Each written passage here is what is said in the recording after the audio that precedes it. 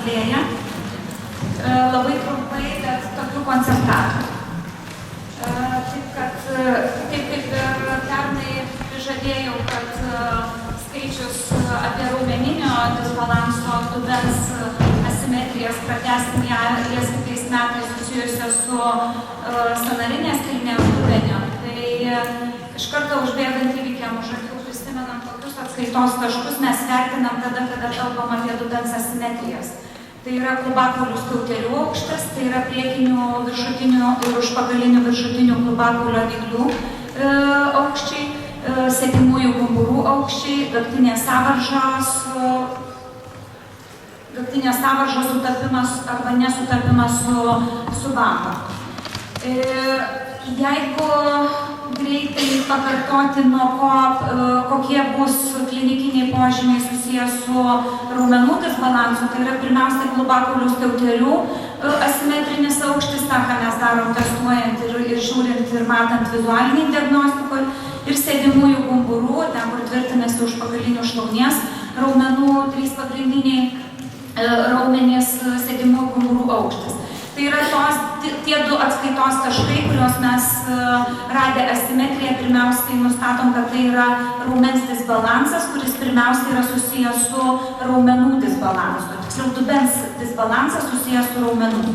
Jeigu mes kalbam apie sąnarinį dubenį, tai sąnarinio dubens vizualiniai diagnostikoje jūs niekada nerasit skirtingų klubakaulio aukščių, jie bus visą laiką vienodi.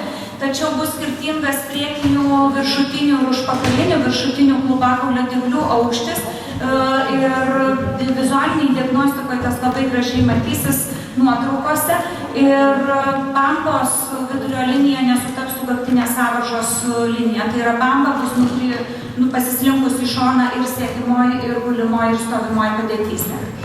Tai yra 3 pagrindiniai, sakykime taip, atskaitos taškai, viršutiniai, priekiniai ir užpakaliniai klubakaulių dygliai, kuriuos jūs rasit asimetrinius, ir nesimetriška bamba su gaktinė sąvarža.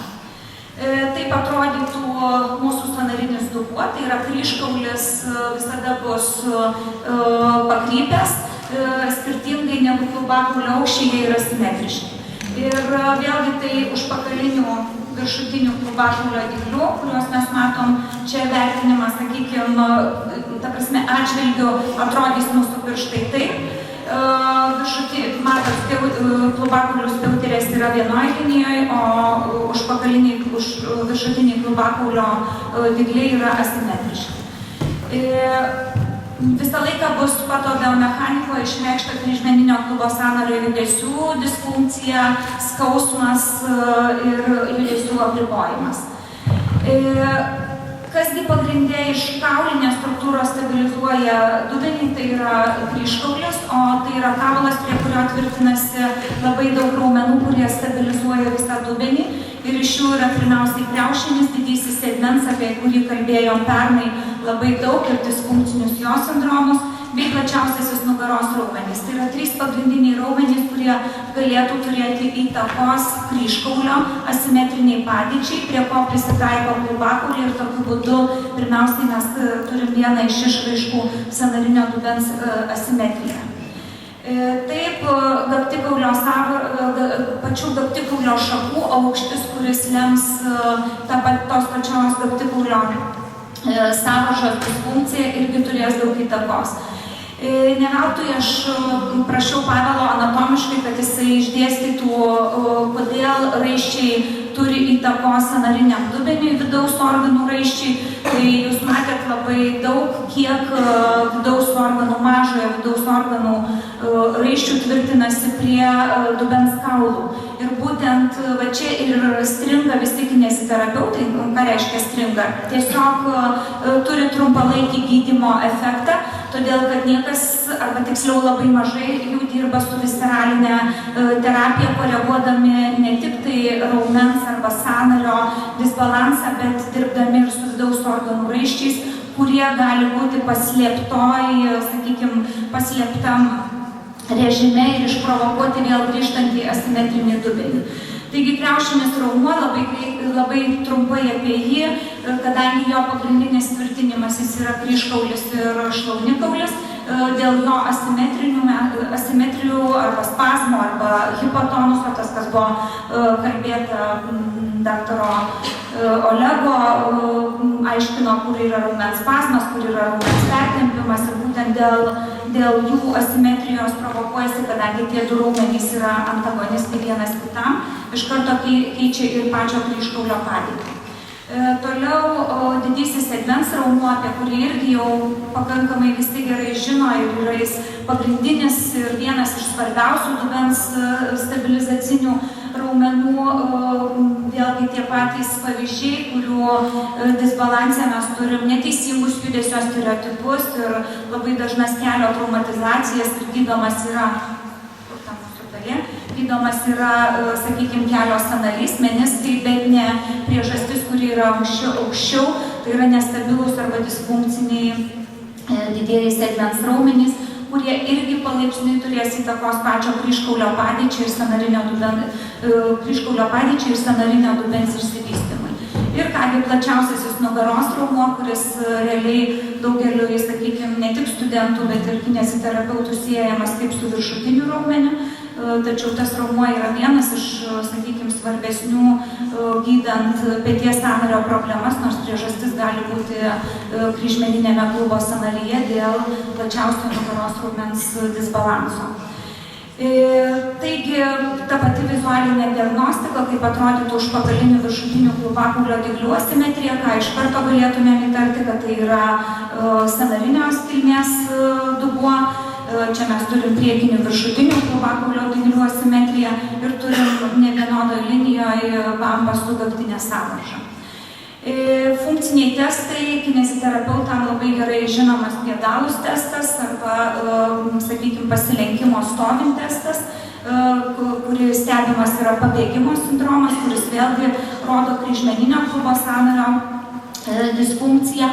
Ta patį testą mes galim padaryti sėdimoje padėtyje ir, kaip mato, ta pati pacientė, kurioje teigiamas testas yra stovimoje padėtyje, o sėdimoje padėtyje jis yra neigiamas, mums sako daugiau, kad tai yra pakitimas su apatinės galūnės raumenų disfunkcija. Tai yra, kada dubuo yra stabilus sėdimoje padėtyje, kryžmeninis klubo sąnarys dirba pakankamai sąnariai dirba simetriškai. Kada tik tai atsistoja, automatiškai vienas kryžmeninis klubo sąnarys blokuojasi ir tokiu būdu atsiranda aukščiau arba žemiau esantys simptomai ir disfunkcijos. Dar vienas iš testų, kuris, nežinau, ar tai galima vadinti pėdalus testų, bet mes tą patį stebim, kaip priekiniai viršutiniai klubakaulio dygliai juda keliant dubenį aukštyn. Ir gulimoje padėtyje sulenkus kojas, neutralioje padėtyje prašoma kelti dubenį aukštyn ir jeigu asimetrija pradeda ryškėti pirmoji judesio amplitudė, sakykime, dalyje, tai yra daugiau susijęs su raumenų disbalansu, jeigu judesio pabaigoje, kas matosi čia, tai yra pakėlus pilnai dubenį aukštyn, tai yra daugiau sąnarinės arba raištinės kilmės dubuo. Diagnostiniai testai, artėjant prie taikomosios kineziologijos, mes galim pasirinkti bet kokį raumenį indikatorių žmogaus organizme. Kas tai yra raumuo indikatorius? Tai yra tas raumuo, kurį mes pasirenkam testuojant ir jūs matėt lektorius prieš tai, jie testuoja kokį, sakykime, koks jiems raumuo patinka, arba idealiausia pasirinkti raumenį, kuris yra arčiausias pažeidimo, sakykime, regiono. Ir šiuo atveju mes galime imti bet kokį kriaušinį, sakykime, imti didįjį sėdmens raumenį, kurie daugiausiai parodys tas disfunkcijas. Vienas iš diagnostinių testų dar, kad nustatyti, ar tai yra iš tikrųjų sąnarinis dubuo, yra dedama pati paciento ranka, lokalizacija ant vieno iš kryžmeninio klubo sąnarių, po to daromas testas ir ant kito ir žiūrima, kaip keičiasi raumens tonusas.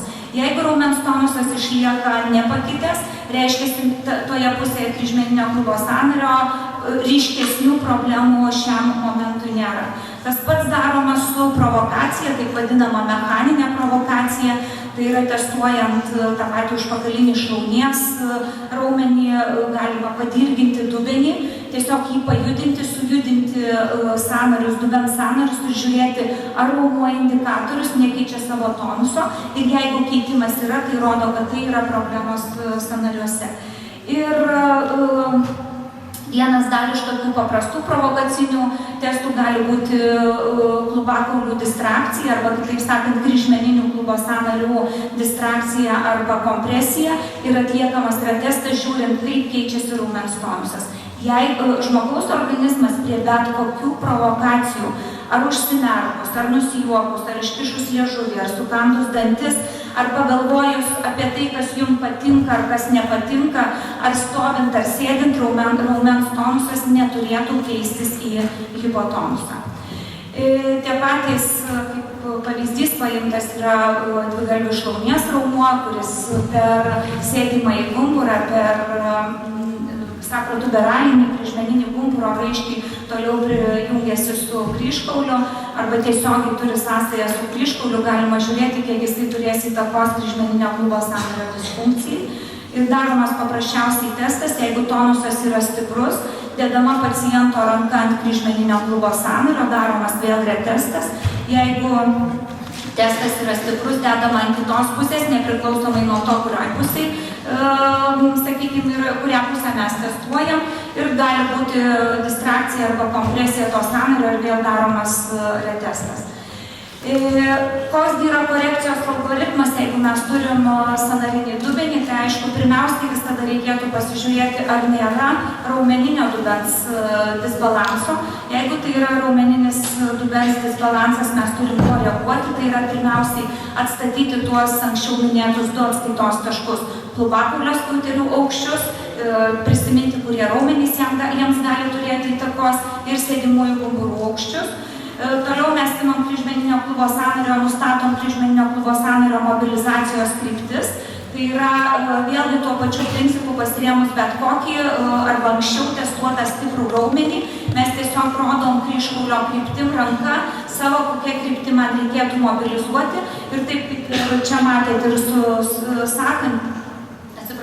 sakančiu, ir su kitom provokacijom, kokia kryptim yra teisingiausia daryti pratimus. Ir man atrodo, Povilui buvo, kur nustatyta daryti rotacinius judesius ir dar kreipti žandikaulį į vieną pusę. Iš tikrųjų atrodo juokinga, bet padarius tokių kombinuotų, arčiausiai centrinį nervų sistemą veikiančių ir geriausiai raumenų tonusą atstatančių, sakykime, judesių kompleksas labai greitai koreguoja rastas arba disfunkcijas arba nusiskundimus.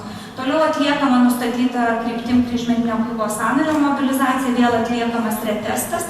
Retestas turėtų nesikeisti raumenų tonusas pagal priklausomai darytas provokacijas. Toliau mes žiūrim, kaip išlieka gaktikaulio šakų padėtis ir tą labai paprasta padaryti, tiesiog uždėjus rankas ant gaktikaulio šakų. Ir jeigu mes matom asimetriją, ir šiuo atveju yra kairės pusės gaktikaulio šakos pakilimas aukštyn, kas man iš karto preliminariai sako, kad ta mūsų pacientė mėgsta stovėti ant kairės pusės. Tai yra ta koja, jos yra dominantė atraminė, jinai nedaro daugiau mosto fazės, o mosto fazės metu ypatingai skiauterinis raumuo, pektinė ausis, tai lenkdama šlaunį traukia gaktikaulio šaką žemyn ir tokiu būdu, atliekant pačią paprasčiausią žingsnio korekciją, mes labai greitai galim išgauti gaktinės sąvaržos simetrijas. Bet nepašalinus priežasčių, tos, kurios sukėlė sąnarinės kilmės dubenį, o vienas iš jų tai yra, taip jau ir kalbėjom, tai gali būti raumenys, antras tai gali būti raiščiai ir raiščiai vidaus organų. Ir va čia yra, sakykime, vis dažniausiai neužbaigtas darbas kurioj vietoj. Mes koreguojam ir atstatom po savaitės, 2-3 arba net greičiau, mes vėl randam tą patį dubenį. Ir tai yra susiję jau su visceralinė terapija, tai yra su mažojo dubens organo mažojo dubens organais, kurie tvirtindamiesi savo raiščiais prie dubens kaulų, lygiai taip pačiai turi įtakos sąnarinės kilmės asimetrijom. Ir jeigu labai greitai, visada po tokios terapijos mums reikėtų atlikti priekinio blauzdos raumens, abiejų pusių testavimą tam, kad nustatyti, ar nėra šlapimo pūslės disfunkcijos, disbalanso, sakykime, taip. Mums reikėtų atlikti didžiojo segmens raumens retestą, kuris yra susijęs ir su prostata ir tiesiogiai su gimda. Mums reikėtų atlikti kriaušinio raumens testą, kuris susijęs su gimdos priedais. Ir prostata, lygiai taip pačiai kaip ir didysis segmens raumuo vyram yra labai svarbus, nes jisai pirmiausiai atspindi prostatos funkcionavimą arba prostatos simetrinę padėtį mažajame dubenyje. Ir kadangi prostatos raiščiai tvirtinasi tiesiogiai prie gaktikaulio šakų, būtent ėjimas vyram, ėjimas normaliu fiziologiniu eisenos stereotipu pirmiausiai provokuoja prostatos aktyvaciją.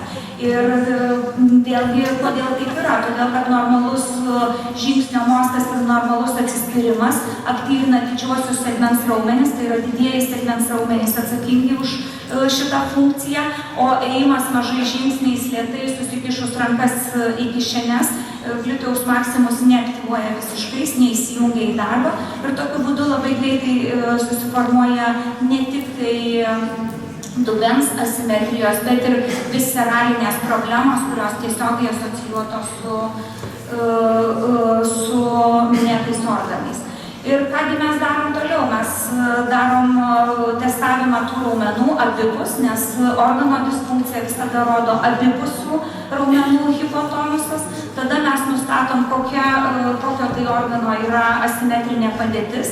Ieškom organizmui, galvodami, kokie kryptim mums reikėtų koreguoti. Ir tai visada daroma per raumenų retestą. Ir ta kryptis, kuri atstato raumens asocijuoto su tuo organų tonusą ir yra ta gydomoji kryptis, kurie mes turėtumėm užbaigti visą mūsų gydymą, kalbant apie asimetrinį dubenį.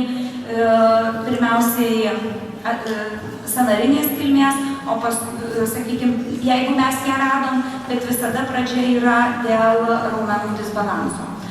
Tai kągi, dėkoju už dėmesį ir...